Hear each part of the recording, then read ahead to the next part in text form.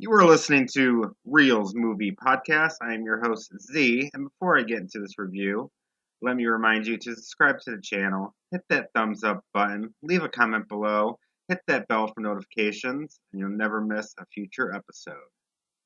Now, in this episode, I'm going to be reviewing one of the most anticipated movies of the summer, that is Detective Pikachu. I will be giving out spoilers, so you know the deal by now.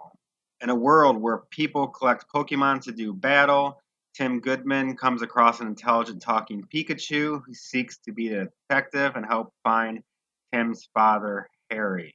I need to start off by saying that I'm not a big Pokemon fan at all. I know somewhat little about them. It's very, very, very minor compared to the many other people that are just huge Pokemon fans and just huge fans of the entire franchise.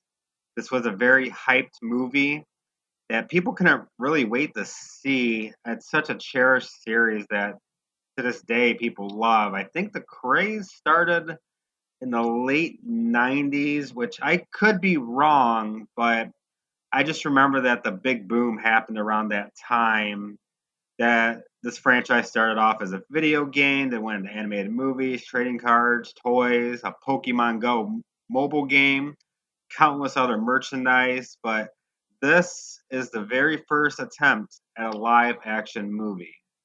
If you're a big fan of the Pokemon series, then you are going to absolutely love this movie. If you're not a fan, I'm sorry, but this movie just isn't for you. In all reality, this movie is a huge product placement for the Pokemon series. The story is really nothing new. It's a buddy cop movie between Pikachu and Tim when they look for the disappearance of Tim's father, Harry. But the other Pokemon are like free and they're like partners or pets with the humans, I guess. The story is very cluttered and insanely predictable. Our two heroes find clues along the way and find out who the real bad guy is, which is the creator of Rhyme City, Howard Clifford. The movie really plays it off like it's his son that's the bad guy, but it's very easy to tell that it's Howard. And it's not the first time you see him, it's when he meets up with Tim and Pikachu and he tells about his father and everything. You kind of get the sense he is the bad guy all of a sudden. Very lazy writing to incorporate him as the main villain. They even play off how powerful the Pokemon Mewtwo is, and the movie kind of expects you to think he's a bad Pokemon, but again, with the lazy screenwriting, it takes no effect, and that rules it out very fast. What's even funnier is that Howard's plan is to put the humans inside the Pokemon and eliminate humanity. His plan is to use a chemical called R that turns the Pokemon these crazy, they're just crazy Pokemon and they're like attacking everyone.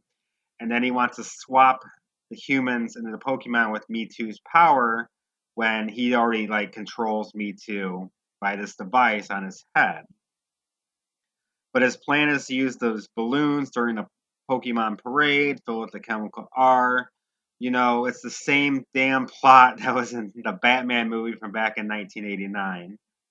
And they also do a big reveal at the end that Harry was inside Pikachu the whole time, which is very obvious when you see where the story is going in that direction, and that Harry is in fact Ryan Reynolds the entire time. We never get to see him. We always see him in him walking from behind. We never see his face at all until the end.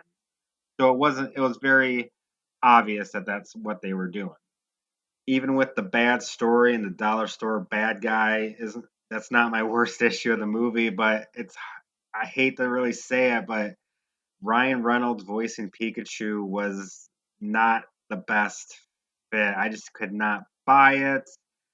When you see Pikachu, you see this cute little Pokemon, and you would think he's got a cute, caring voice, but Reynolds made his voice seem like very much of a jerk. I just couldn't really stop picturing Deadpool during this whole time, and it just bothered me. I tried to separate them, but I just every time he talked, it was just I was picturing Deadpool. They could have really gotten another voice, someone who didn't rely on bad comedy that the movie really drives into the ground. On the other human aspect, I couldn't buy Justice Smith playing the hero either. He just didn't fit the mold. I really did like the character of Lucy Stevens, played by Kathryn Newton. Her confidence really carried her role, and that's really what you wanted to see out of Justice Smith playing Tim. But they would have been a very even pairing with the two, but Kathryn was a stronger force between the two. The absolutely one of the best things about the whole movie was the CGI creation, the Pokemon and the world around it. It's very lifelike. Yeah, they even did some nice moments with some hologram flashbacks in the lab while Tim and Pikachu are investigating. That they show exactly what happens when Mewtwo escaped.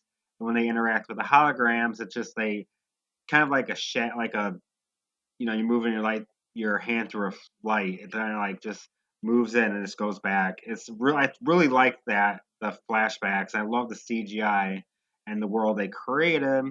I do wish they eliminated the human aspect of the movie and focused more so on the Pokemon because I wanted to see more of the CGI work that they did. But the story wise, I don't see that happening. Eliminating the humans with the Pokemon, but the CGI was the best part of the whole movie. I'm going to give Detective Pikachu a C minus. So tell me your thoughts about Detective Pikachu in the comments below. Make sure you hit that thumbs up button, subscribe to the channel, hit that bell for notifications, then you'll never miss out on any future episodes. I'll see you later.